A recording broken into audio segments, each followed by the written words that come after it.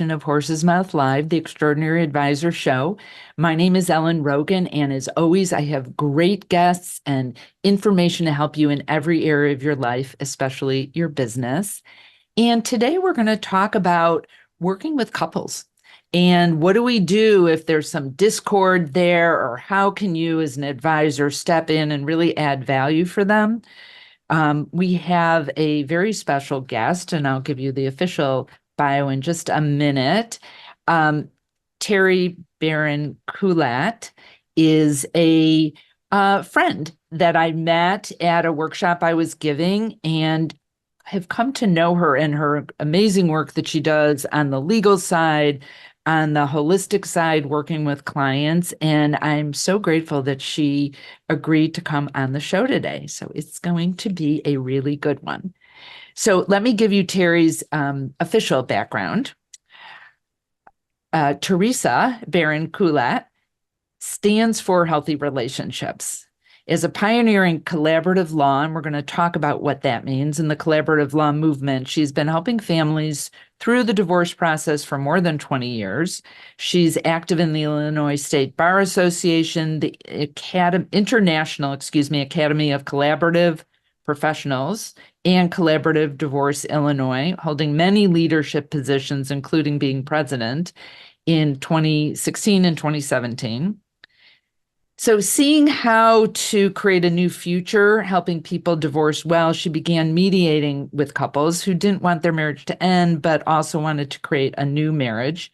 And now this offering, called Intentional Relationship Design, has been expanded and is now available to couples who may not yet be married, but want a conscious way of creating their relationship. Like, how smart and cool is that? Like going into a relationship ready to make it successful. In addition to Terry's traditional background, she's got her JD from the University of Illinois at Urbana-Champaign. She's also trained in the Tantra Nova Institute quantum healing training and the Rowley method, and has been an astrologer since the 1980s. And I love that Terry brings in a more integrated way of working with her clients. And I think that was part of the reason that we connected with each other. So Terry, welcome. Thank you for being here. Well, thank you for having me, Ellen. I just so enjoy whenever I get to be with you and learn from you and just commit. So thank you for having me on the show. Oh, I'm so glad. So before I get into some of the questions that I have in terms of how advisors can work more effectively with their couples that they work with, will you help unpack a bit about what collaborative divorce is versus mediation versus the traditional process? I think that will be helpful. Sure. So what we see on TV, LA Law, Boston Legal, whatever, that is adversarial law. And it is unfortunate that it's kind of the beginning, the baseline, that people hire lawyers who then advocate for them. And traditional divorce litigation doesn't really help a family as a whole. And it can tear people apart, actually. So at a certain point, mediation started becoming more in the forefront. And that's when a couple works with a neutral third party to help them negotiate their own agreement. Over time, there really became kind of a divergence. And in the late 90s, a man by the name of Stu Webb came up with this brilliant brainchild, and that is, why not hire lawyers right up front to help settle the case so that the couple can reach their own settlement and then move on. And so it's a process. It's not a particular area of law. It's a process where each person, each husband, wife, partner one, partner two, hires a collaborative attorney, and all four of those people agree up front that they're going to settle. And so all of the actions taken in a collaborative divorce are designed to bring the couple together, to preserve the family.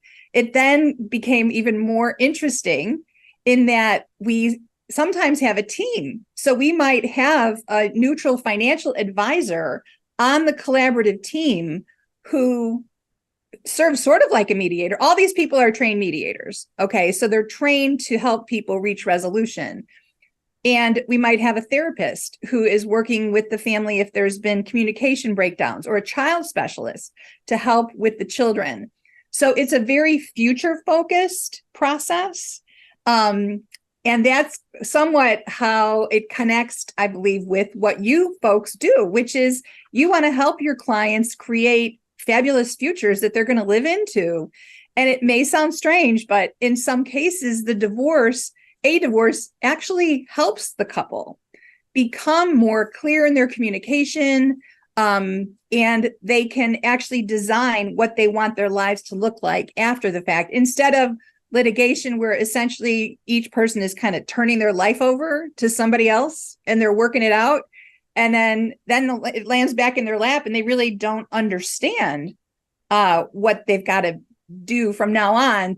And so that's kind of the main focus of the difference between a collaborative process and traditional litigation. I'm remembering back, and I haven't thought about this for a while, a couple that I worked with when I was a financial advisor. They had some assets, but it wasn't millions and millions of dollars. And when I first met them, I had a sense they weren't going to last. They were fighting over budgets and stuff, and that tended to be an area that when there were spending differences. And then they came back when they were in the middle of the divorce. And I think I had met with the husband, the wife, just the husband at that point. And they were fighting over the kids, and they had run up $100,000 of legal bills. Mm-hmm. And it wasn't like they had $20 million, where maybe that wasn't a big amount of money for them. It was a big amount of money, and it seemed such a waste, besides, I imagine, emotionally how horrible it was for them. I also remember, and I know there's people listening that are certified divorce financial advisors. This is the world they really live in. But I remember when I got a client post-mediation versus post-acrimonious divorce, they were just ready to go through the process. They left the divorce process much less, I don't know if traumatized is the right word, but it could be. Oh, it totally is. The divorce, the legal system can be traumatizing. And, I hear people, I had a woman come to me, she and her husband had been in litigation for 2 years. And most of their wealth was in real estate. And in litigation, her attorney took the position that all 8 properties should be sold. And his attorney on his behalf said, no, all 8 we need to keep. So they've been fighting for 2 years about this. And she hired me. It's like, okay, let's be realistic. Let's just pick a few, sell 1 or 2, and give her some liquidity. I mean, that actually is an important distinction. And you pointed out, through a collaborative process or a mediation process, it's really about empowering the people to understand their finances and understand what their situation is going to be. And so you pointed that out. That woman came to you ready to do what she needed to do because she wasn't left in the dust with the way it can work in some situations. Yeah, with more assets too. So I know you're a proponent of how advisors are focused all the time on risk mitigation, like with insurance and even creating a financial plan. And obviously, marriages and divorces have financial implications besides like the life and emotional implications. So can you explain how a good prenup or post-nup might work to help lower the risk in this, and how advisors, if they're a little bit more knowledgeable about this, might be able to support their clients a little bit better to get to come up with solutions that may be helpful? Thank you. Yes, this is what my current passion is, because I feel like when somebody finds their person, let's help them stay together and create a situation where they're communicating and they're on the same page. So first I'll share, as a divorce lawyer, when people show up with prenups, okay, so they have done a prenup, a traditional prenup, which typically means before the marriage, there's an imbalance of power and one person has more and the other person is asked to waive rights. That's typically what happens.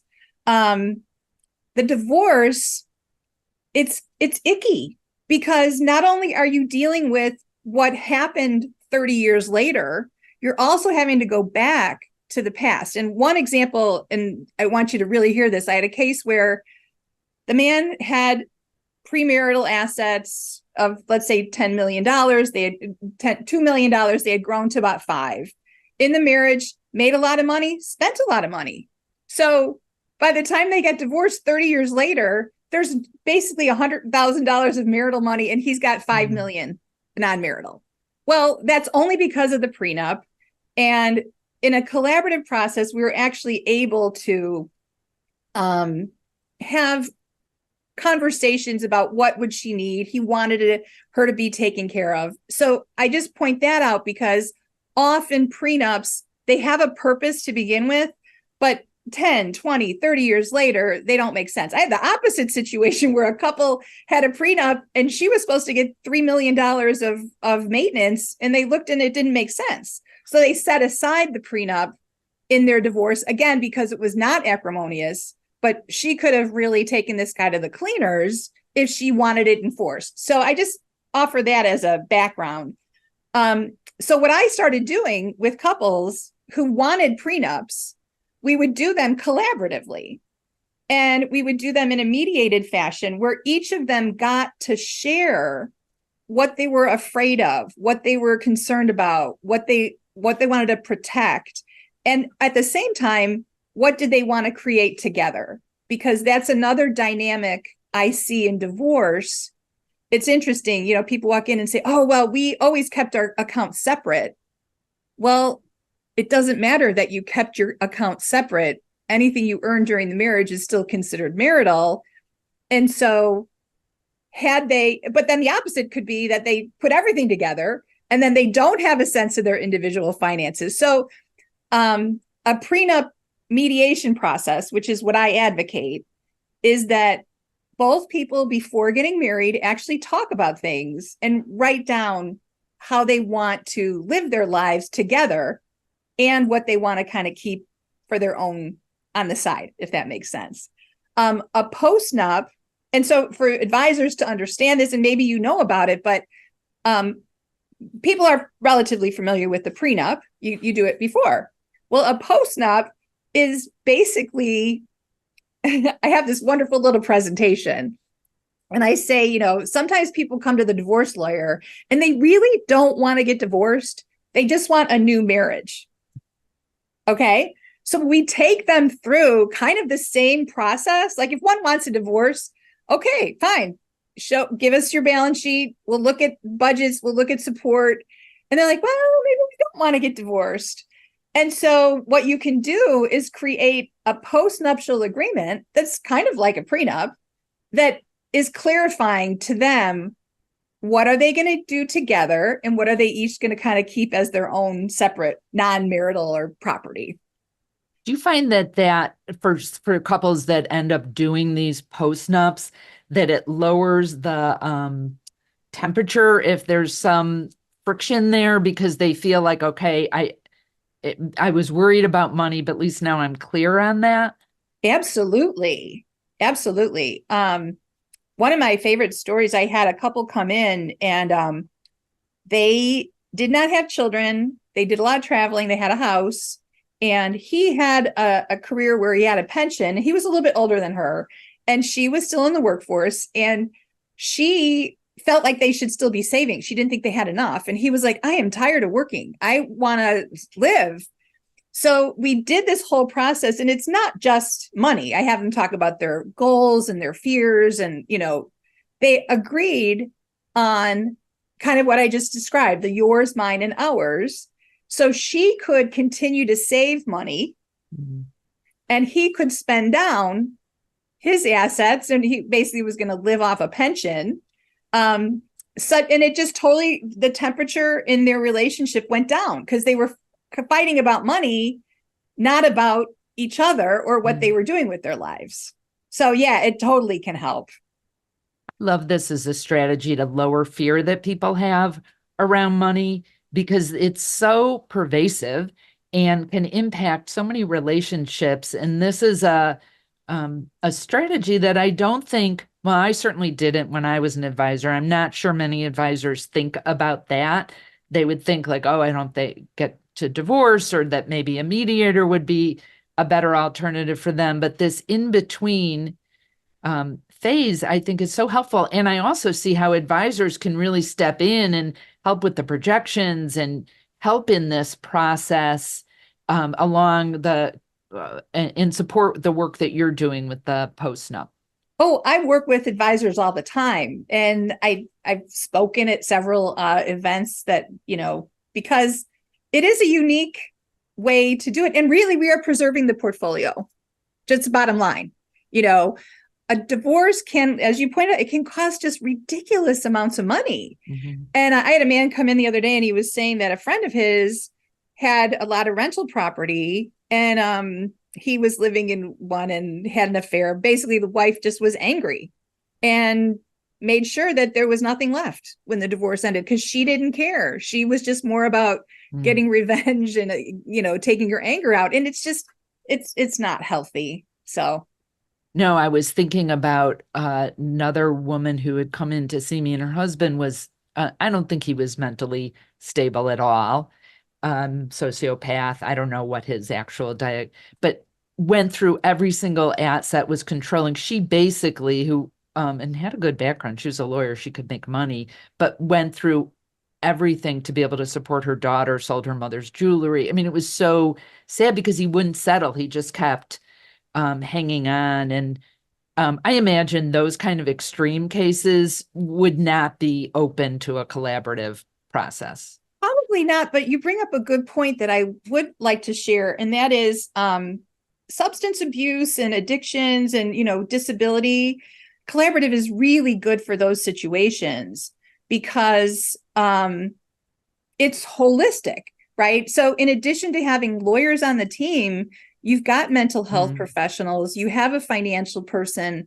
And I'm just thinking of a case right now, and we have a client who has a brain tumor. And so it impacts her ability, her cognitive function, sometimes, not all the time. So we can be creative in getting, I had a woman with MS, another person. So I bring in a family member who's going to then help her process and make her decisions. And now we're thinking of possibly doing a guardianship, but the point is, it's creative. It's not about winning or making someone less than or prove, alcohol, people who are addicts in court, you're taking advantage of that. Yeah. And in collaborative, it's like, okay, we recognize that's a problem. How are we going to deal with it? Yeah. Slightly off topic, but I can't help myself with this. It's reminding me, I know, because we've, you've heard me speak on this, but this idea of scarcity thinking versus abundance thinking, and abundance is collaborative. It makes things better for everyone. And so this approach is so much more of a prosperous for everybody approach than the scarcity, for me to win, you have to lose. Yes. Which is actually the definition of scarcity. When you gave me introductions, the International Academy of Collaborative Professionals is our international group. There's over 5,000 members worldwide, and it was nominated for a Nobel Peace Prize. I mean, that's what we do.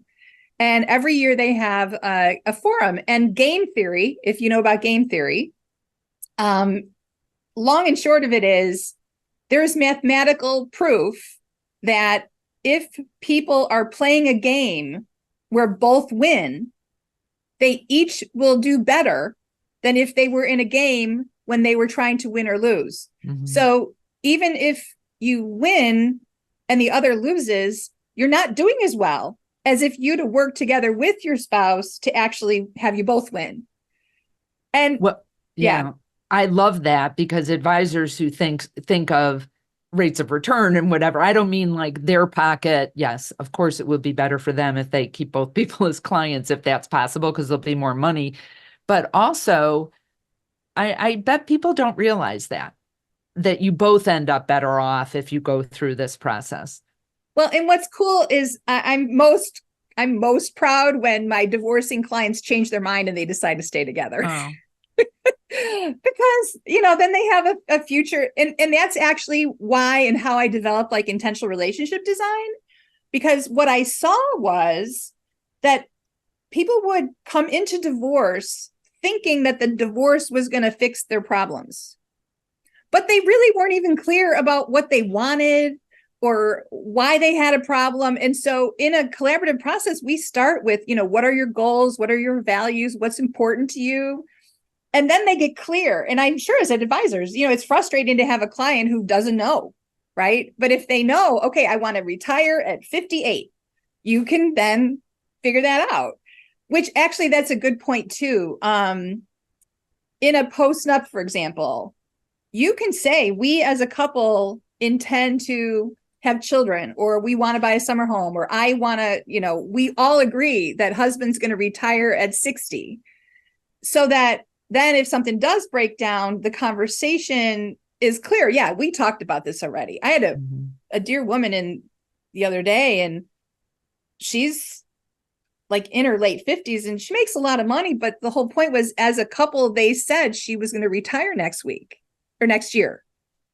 And now she's looking at, he might want a divorce. And does that mean I have to keep working? And I told her, I said, if you're in court, you might have a different set of rules than if you're able to communicate and negotiate with your spouse, because he knows you said as a family that you were going to divorce and leave this high paying, high stress job. But if the wrong litigator gets their hands on it, you might still be working. So who knows? Yeah. Terry, tell us a little bit more about this intentional relationship design course that you like. What are some of the components in that? Like, give us a little bit of information. Sure. So again, it started in the divorce world to help couples stay together. And then I started doing it with couples to do prenups.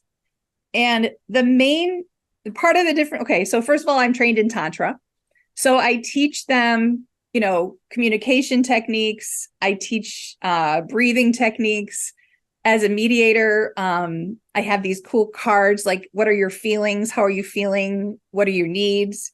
And the reason I say that is, while divorce and a prenup, people think of just the money parts. If you've done the foundational communication work, then when you talk about money, then you have tools for self-regulation. So the first couple sessions of a intentional relationship design is really about identifying your goals individually, your values as a couple.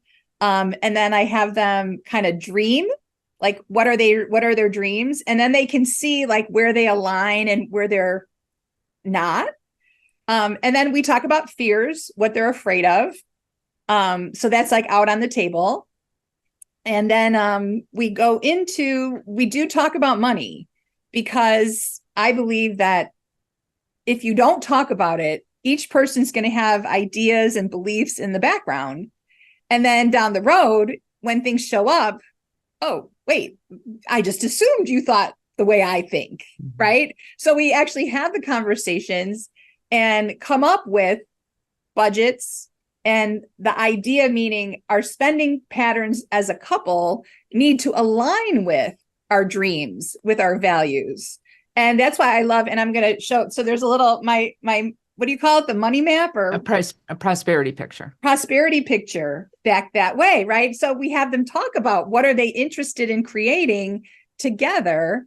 And then another thing we talk about is sex, because sometimes people don't want to talk about sex, or if there's a marriage that's breaking down, they may not be connecting on that level. And so I have techniques, and I did cuddle parties, and it's basically about how people can get their needs met.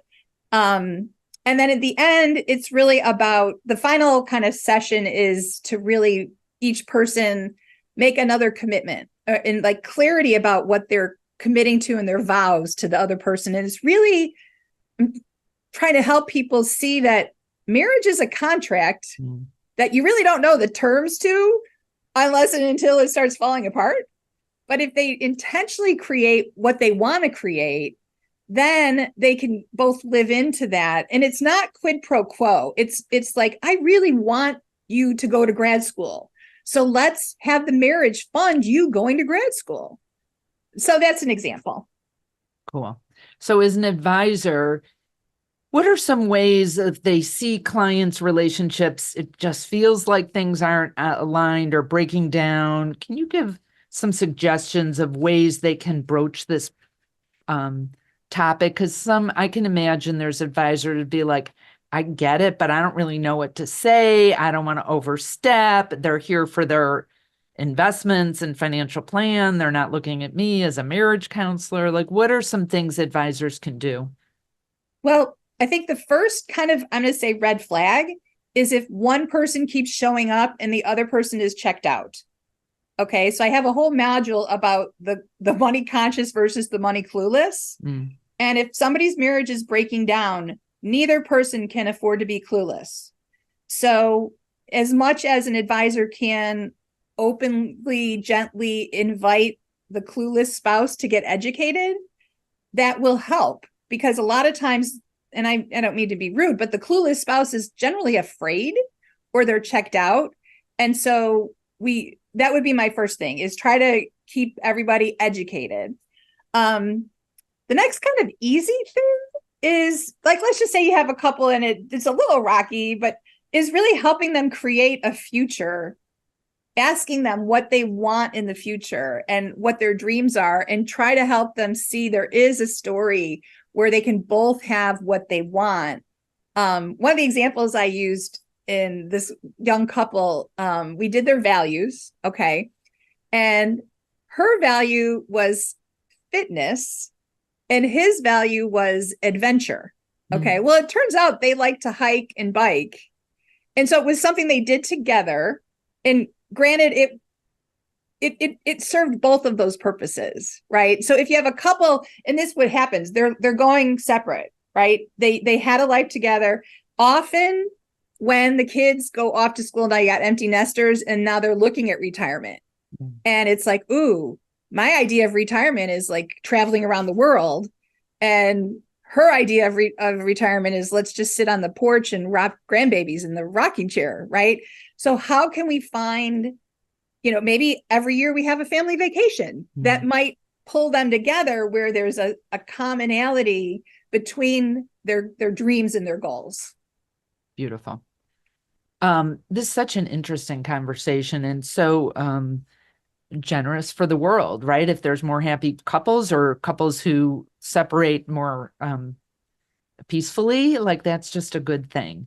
So Terry, if people want to find out more about you, your work, your courses, your other professional work, what's the best way for them to find you? Well, thank you. So I'm Theresa Beran Kulat when I'm playing lawyer. See how nice and official I am? And Theresa Beran Kulat is where I kind of do more my fun stuff and my coaching and my speaking. And so tbkulat.com is my personal website, if you want to book me to speak or whatever. And then my law firm is called Trinity Family Law. So trinityfamilylaw.com. And the course that I have currently is called 7 Ways to Save Your Marriage. And it's on Teachable. But the funny thing is, I wrote the ebook like in 2009, because that's how long I've been trying to tell people, like, don't get divorced, like, change your marriage, create what you want. And I think that's really what I'm about, is helping people create the futures that they want. Beautiful. Thank you. Thank you for the work you do. And thank you for sharing that with us today. I'm really grateful to have had you here and to know you, Terry. Thank you. Well, thanks for having me. It's been a pleasure. And thank you to all of you listening and watching. Again, my name is Ellen Rogin. You can find out more about me at ellenrogin.com. That's ELLENROGIN.com. And if you go to ellenrogin.com/horse's mouth, you can download my special report, What Extraordinary Advisors Know That Others Don't. And so until next time, the question to ponder is, how can you create an even closer, more peaceful relationship with your partner or with your clients? And remember, be great and create great every single day.